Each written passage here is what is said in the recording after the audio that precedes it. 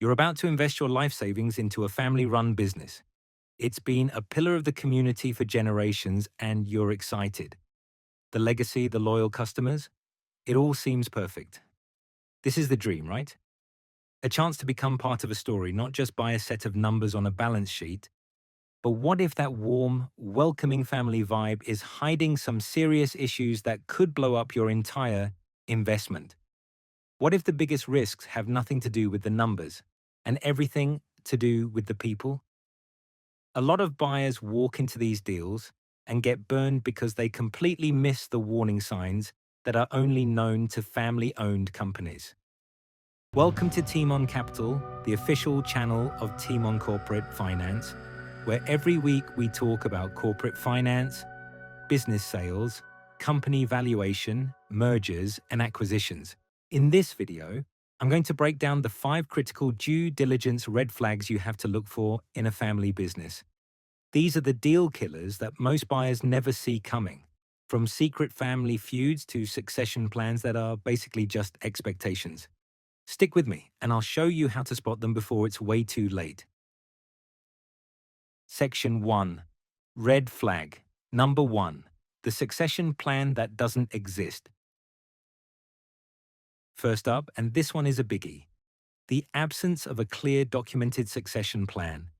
You would be shocked at how many multi-generational businesses are just kind of hoping someone in the family will take over with no formal plan in place. In fact, studies show that nearly a quarter of family business owners believe their successors are either unqualified or unwilling to take the reins. This isn't a small oversight, it's a ticking time bomb. I once worked with a buyer who was acquiring a really successful manufacturing firm. The founder, who was in his late 70s, promised him that his 2 sons were ready to step in and help with the transition. But once we started digging, it was obvious the sons had completely different ideas for the company's future, and neither had any real leadership training. The deal closed, and within 6 months, the founder was gone, the brothers were at each other's throats, and the whole operation was total chaos. The buyer thought he bought a company, but what he really bought was a civil war. When there's no plan, you can get a sudden leadership vacuum, bitter fights among the heirs, and even tax problems that can cripple the business. So what's the fix? You have to ask for the succession plan point blank, and I don't mean a chat over coffee, I mean a written document. A real plan should lay out the timing, who's responsible for what, and how they're going to handle disagreements. It should show you exactly how the next generation has been prepared. If they can't show you a documented plan, you haven't just found a red flag, you've found a potential deal breaker. Section 2. Red flag number 2. Hidden family feuds and weak governance. The second red flag is the simmering family drama just below the surface and the weak rules that let it fester. From the outside, you see a happy family working together. On the inside, you might find decades-old sibling rivalries just waiting for a big event, like selling the business, to finally explode. These fights are absolute deal killers. I've seen deals get blown up at the last minute by a disgruntled cousin who felt cheated out of their inheritance. I've seen lawsuits pop up months after closing from a family member claiming they never even agreed to the sale. These emotions can paralyze the company and derail the whole deal. So how do you spot this drama? You have to become a bit of a detective and dig into the paperwork. Are the company's bylaws or shareholder agreements missing or out of date? Are the board meeting minutes a total mess? Or do they show huge decisions being made with no formal vote? These aren't just sloppy mistakes, they're signs of a business running on handshakes and assumptions instead of solid legal footing. To protect yourself, ask about the role of every single family member, even the ones who aren't active in the business. Watch for any hesitation or stories that don't line up. Insist on seeing a complete organized set of corporate records, articles of incorporation, shareholder agreements, and meeting minutes for the last few years. If the records are a disaster or you sense the family dynamics are complicated, the risk of chaos after the deal is incredibly high. Hey, if you're getting value out of this advice on how to spot these hidden risks, you could do me a quick favor and hit that subscribe button. Every week, we break down the complicated world of buying a business to give you the confidence you need to close great deals and dodge the ones that will cost you. Section 3, red flag number 3, incomplete or creative financials. Red flag number 3 can sink your investment fast. Financials that are incomplete, inaccurate, or just a total mess. In a family business, it's really common for personal and business finances to get tangled up. The owner might be running their personal car payments through the company, paying family members' salaries that are way off market value, or holding company property in their personal name. This creates a minefield for you as a buyer. I worked on a deal for a restaurant that looked insanely profitable on paper. The buyer was ecstatic, but after he took over, he found a massive problem.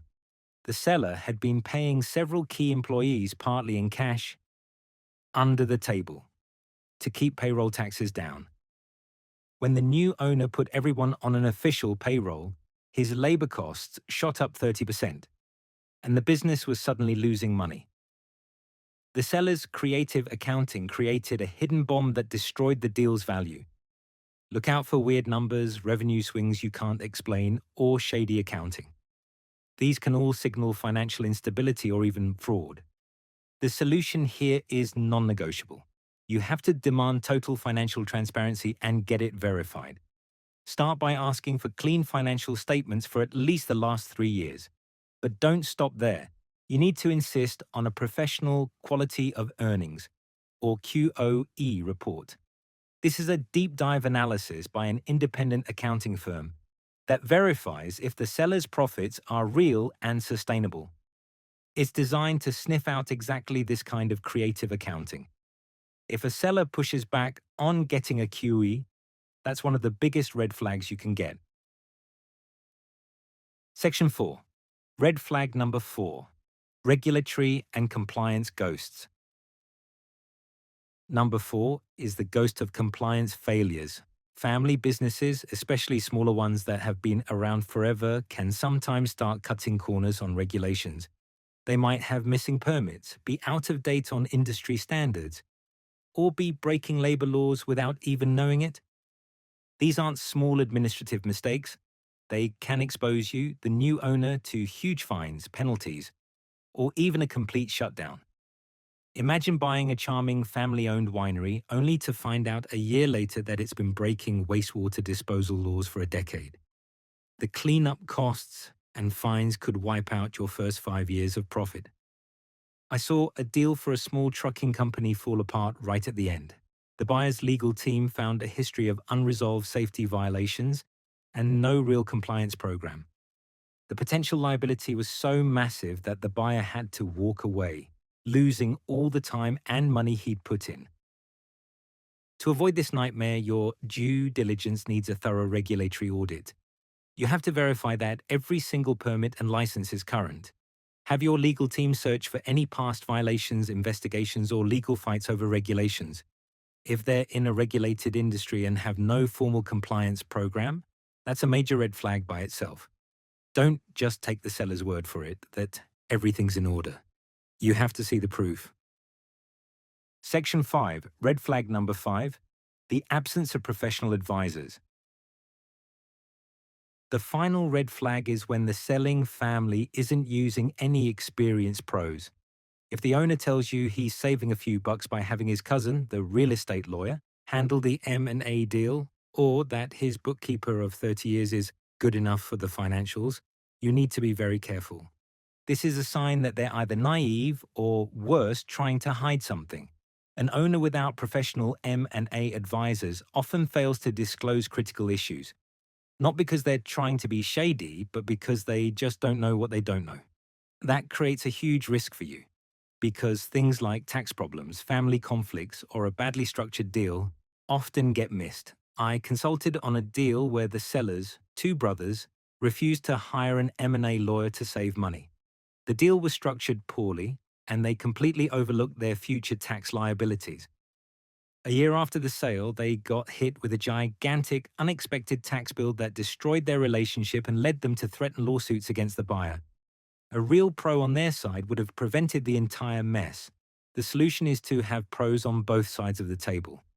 The seller should have an experienced M&A attorney, a transaction-focused accountant, and a valuation expert. Having them there isn't a threat. It's a critical part of a smooth deal. It ensures all the risks get found and dealt with, and that everyone is protected. If they resist bringing in professionals, you have to ask yourself, what are they afraid a pro is going to find? All right, that's the list. The 5 due diligence red flags that can absolutely kill a family business deal. Let's recap them real quick. No real documented succession plan. Hidden family drama and weak corporate rules. Messy or creative financials hiding big problems. A history of cutting corners on regulations and compliance. No experienced professional advisors on the seller's team.